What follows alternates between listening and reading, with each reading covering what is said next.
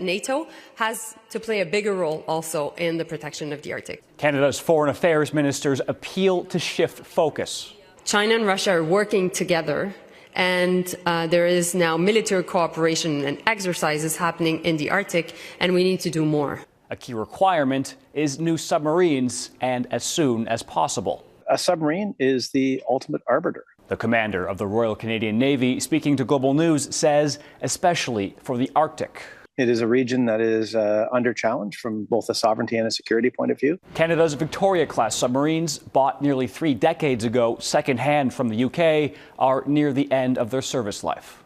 They are below the minimum what we require to defend Canada in today's dangerous world of potential return to pure competition.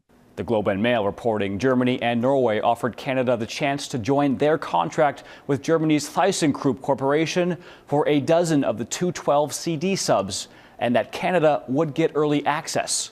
Otherwise, Ottawa's current contract receives a new vessel in 2035. A naval security expert says the offer is salesmanship. Clearly, what the Germans and Norwegians are trying to do is get ahead of an obvious concern that the Canadians have, which is that submarine doesn't exist yet. The Norwegian and German embassies and ThyssenKrupp did not respond to requests for comment. Canada's need for subs, driven by a more transactional U.S., Lejeunesse says.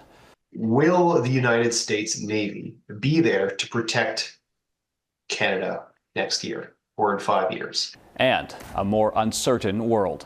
I think there's a real recognition that we are in an interesting moment in the world right now where there is the potential for a return to pure competition.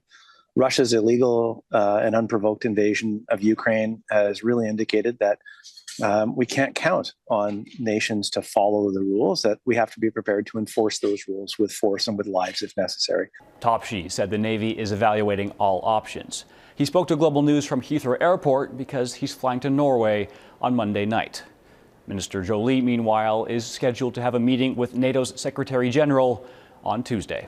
Nathaniel Dove, Global News.